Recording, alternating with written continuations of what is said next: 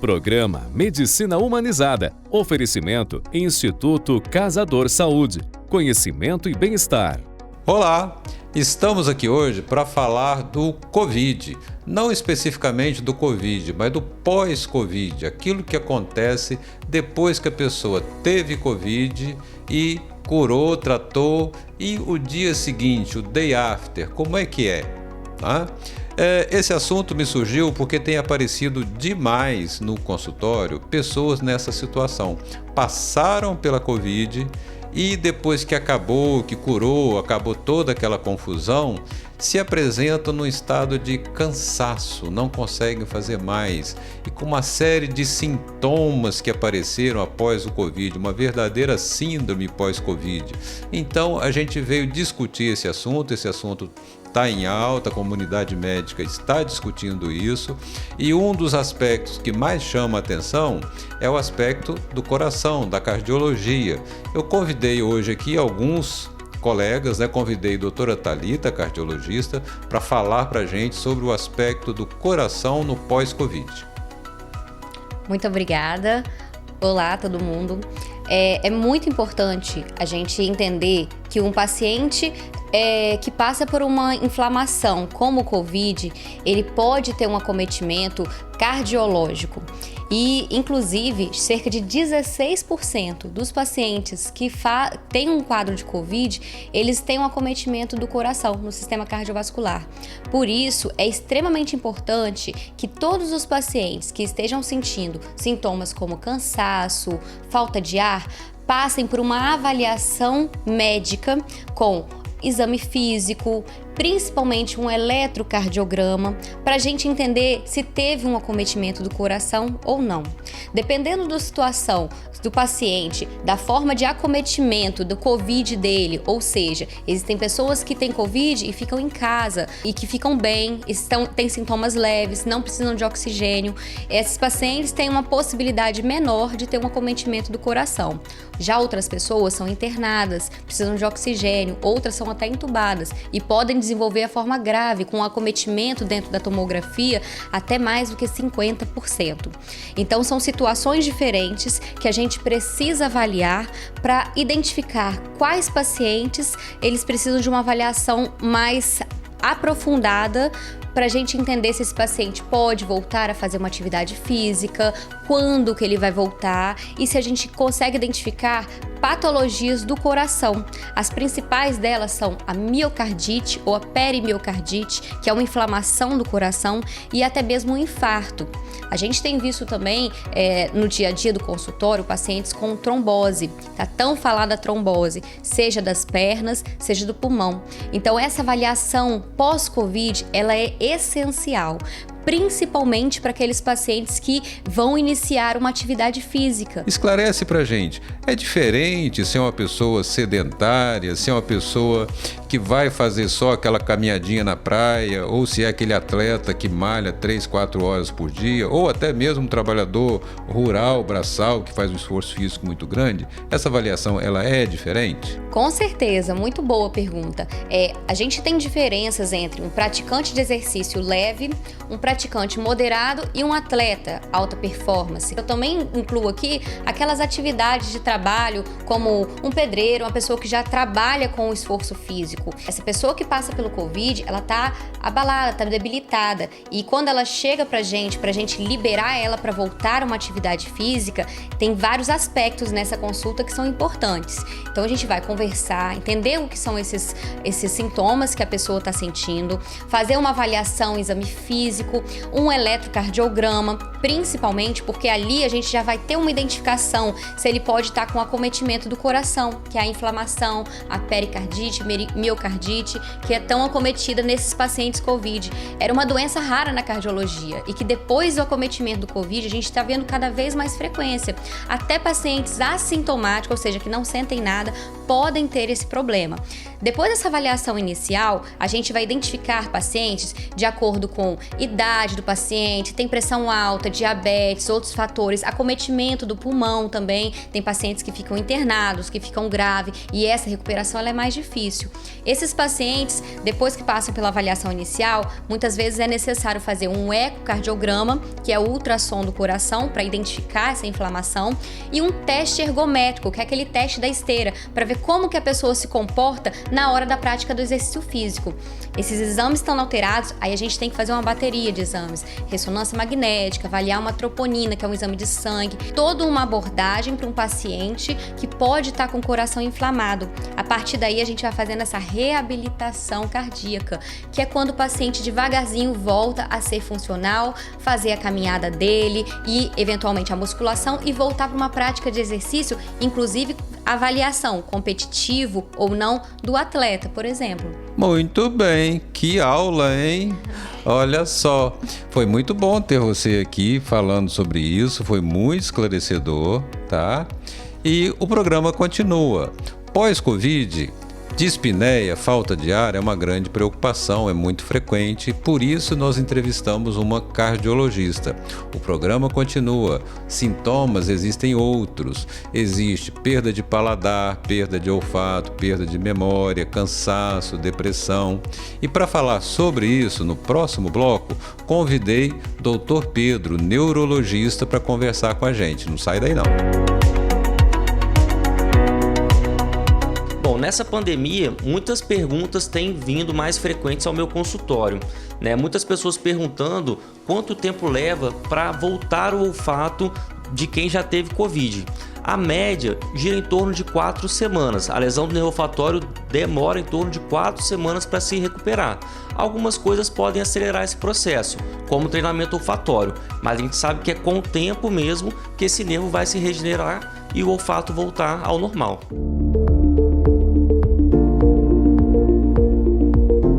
Estamos de volta e agora nossa conversa continua falando do pós-Covid com o Dr. Pedro, neurologista. Vai contar pra gente o que acontece no pós-Covid do ponto de vista neurológico. Olá a todos, obrigado pelo convite. Bom, vamos falar um pouquinho então das queixas neurológicas que acometem as pessoas que estão com Covid ou que passaram pelo Covid, né?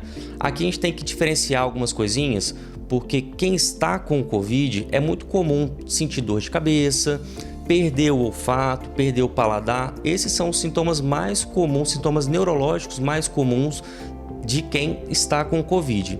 O primeiro ponto é que esses sintomas vão passar. A gente sabe que o vírus da Covid acomete o nosso nervo olfatório, que é o responsável por a gente sentir o cheiro, tá? Mas esse nervo ele tem uma capacidade de regeneração muito boa. Tem algumas coisas que a gente pode fazer para recuperar mais rápido, né? Que é o treinamento olfatório, mas isso vai recuperar sozinho com o tempo. Umas pessoas vão levar menos tempo, outras pessoas vão levar mais tempo. Mas nesse programa especificamente a gente vai falar dos sintomas pós-Covid. Tem um estudo no Hospital de São Paulo que foi feito que mostra que até 80% dos pacientes vão apresentar sintomas neuropsiquiátricos, que vão desde uma dor de cabeça leve, uma perda de olfato leve, até um AVC, uma perda da cognição, que é a perda da memória, perda da agilidade para raciocinar, para fazer as coisas. Temos duas linhas de raciocínio que os pesquisadores têm mostrado nos trabalhos mais recentes que podem explicar isso. A primeira linha fala que a falta de oxigênio que acontece em quem tem Covid também acomete o nosso cérebro. E o nosso cérebro é o órgão que mais precisa de oxigênio para estar funcionando perfeitamente. A falta de oxigênio afeta principalmente a parte do córtex, que é essa parte mais superficial do nosso cérebro e que justificariam todos esses sintomas. Acontece que alguns pacientes vão apresentar esses sintomas tardiamente, ou seja, teve Covid, passou dias, meses e só depois que vão apresentar esses sintomas. Então essa teoria não explica tudo. Tem uma outra teoria que fala que o Covid libera reações inflamatórias no nosso organismo como um todo e também inflama o nosso cérebro. Essa inflamação no cérebro pode afetar a parte da cognição, pode afetar a parte do bulbo do cérebro, que é responsável também pelo nosso centro respiratório. Por isso que algumas pessoas com comprometimento pulmonar não tão importante vão apresentar falta de ar mais importante ou vão apresentar um déficit neurológico mais importante do que quem tem um comprometimento mais sério pulmonar pelo Covid. Muito bem, interessante. E como tratar isso? Ainda não existe um tratamento específico, né, para os pacientes que estão perdendo a memória ou que estão demorando a recuperar o olfato. Porém, a gente sabe que com exercício físico, com atividades para estimular a memória, jogo da memória, isso tende a se recuperar um pouco mais rápido. A gente vê que os pacientes que têm esses prejuízos melhoram com o passar do tempo mesmo. Tem que ter um pouquinho de paciência, tem que ter uma atividade física regular, tem que ter uma alimentação balanceada, um estilo de vida saudável. Tudo isso junto ajuda a uma recuperação mais rápida. Muito obrigado pela entrevista, aprendi muito e espero que vocês também tenham aproveitado todas essas informações.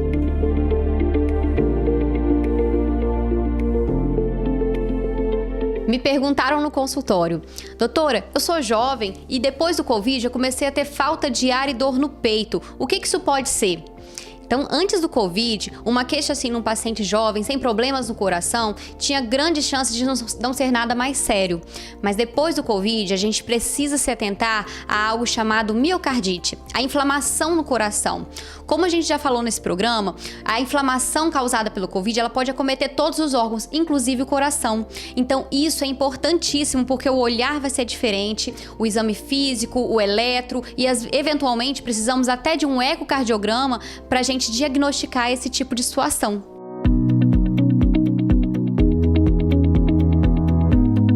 Estou de volta, continuando a nossa conversa sobre o pós-Covid.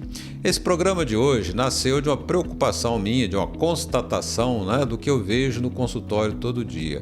É muita gente chegando que teve Covid e com várias reclamações. As principais são falta de ar, cansaço, mas também uma perda de memória, uma dificuldade de raciocínio, o olfato que sumiu, que já deveria ter voltado e que não voltou. Então são muitas queixas. Como eu falei na abertura, uma verdadeira síndrome, né? Uma síndrome pós-Covid, porque é um conjunto de sintomas. Até que ponto esses sintomas são do Covid exatamente, até que ponto eles são pelo estresse, pela ansiedade, né, por todo esse comprometimento mental, social que a gente está vivendo nessa pandemia, ou se é por um comprometimento nutricional, né, porque a pessoa não se alimentou, ou por um comprometimento inflamatório ou pós-inflamatório.